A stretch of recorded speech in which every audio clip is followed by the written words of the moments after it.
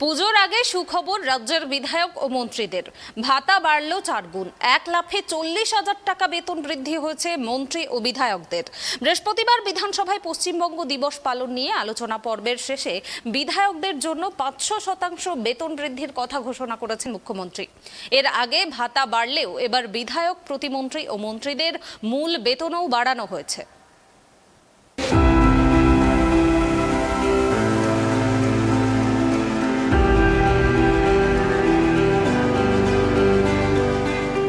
বামপন্থীরা 6টা দল যারা আন্দোলন সংগ্রাম করেছে যে আমাদের বাংলার অ্যাসেম্বলিতে এমএলএদের মাইনে সবচেয়ে কম। রাজ্য সরকারি কর্মচারীদের বকেয়া ডিএ মেটানোর আন্দোলন চলছে, তার মধ্যেই পুজোর আগে কল্পতরু মুখ্যমন্ত্রী। দুর্গোৎসবের মুখেই রাজ্যের বিধায়ক মন্ত্রীদের বড় উপহার দিলেন মুখ্যমন্ত্রী মমতা বন্দ্যোপাধ্যায়। বৃহস্পতিবার বিধানসভায় বিধায়কদের বেতন প্রায় 40,000 টাকা বৃদ্ধির সিদ্ধান্ত নেয় রাজ্য সরকার। শুধু তাই নয়, মুখ্যমন্ত্রী মমতা বন্দ্যোপাধ্যায় বৃহস্পতিবার বিধানসভায় দাঁড়িয়ে বলেন, দেশের সব রাজ্যের থেকে বাংলার বিধায়করা সব থেকে কম বেতন পান, তাই সরকারের এই বেতন বৃদ্ধির সিদ্ধান্ত বলে জানিয়েছেন তিনি। এই সিদ্ধান্ত কার্যকর হওয়ার পর বিধায়কদের বর্ধিত ভাতা সহ মোট মাসিক বেতনের পরিমাণ দাঁড়াবে প্রায় 1,21,000 টাকা। এর আগে এতদিন বিধায়কদের মাসিক ভাতা বেতন সহ ছিল 81,000 টাকা।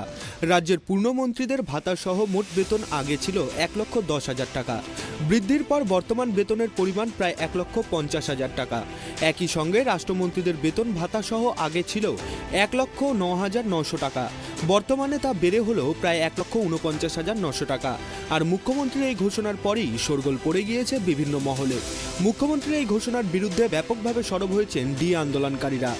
রাজনীতির ইতিহাসে বাংলার কালো দিন বলেও সরব হয়েছেন সিপিএমের কেন্দ্রীয় কমিটির সদস্য সুজন চক্রবর্তী।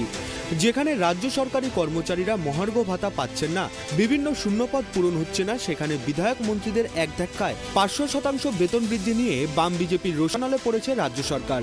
শুধু তাই নয়, বাম আমলে জ্যোতি বসু যখন বাংলার মুখ্যমন্ত্রী হিসেবে টানা 23 বছর ক্ষমতায় ছিলেন, তখন তিনি নিজেই সব মিলিয়ে প্রতি মাসে বেতন নিতেন 250 টাকা।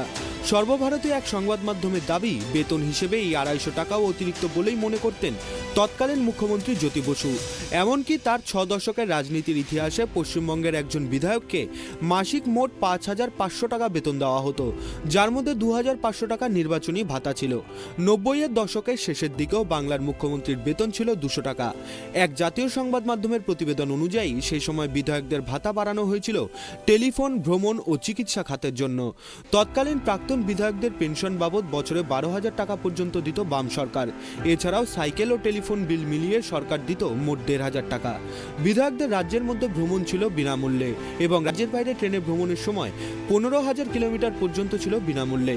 শুধু তাই নয়, প্রতি বছর ডাক, বই এবং অন্যান্য খরচ হিসেবে অতিরিক্ত 2,000 টাকা ভাতা হিসেবে দেওয়া হতো।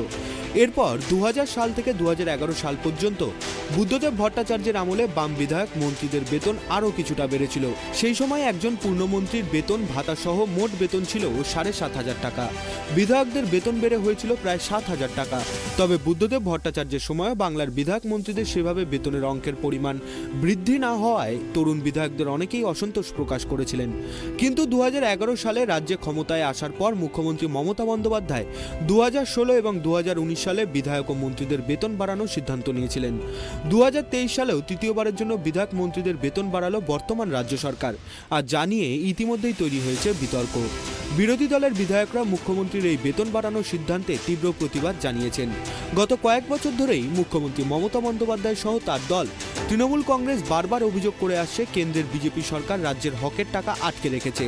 তার মধ্যে 100 দিনের কাজের টাকাও রয়েছে, রাজ্যের কোষাগার শূন্য। সেই টাকা আদায়ে বড় আন্দোলনের পাশাপাশি দিল্লিতে ধর্নায় বসার হুঁশিয়ারি গত 21শে জুলাইয়ের মঞ্চ থেকে দিয়েছিলেন মমতা বন্দ্যোপাধ্যায় ও অভিষেক বন্দ্যোপাধ্যায়। বকেয়া ডিএর দাবিতে পথে নেমেছেন রাজ্য সরকারি কর্মচারীরা। এই পরিস্থিতিতে বিধায়ক মন্ত্রীদের 1 লাফে এত টাকা বেতন বাড়ানোর রাজ্য সরকারের সিদ্ধান্ত অনুচিত বলেই দাবি করছে বিরোধী দলগুলি। এই বিতর্ক এখন কতদূর গড়ায় সেটাই দেখার। Bureau report, tribe TV.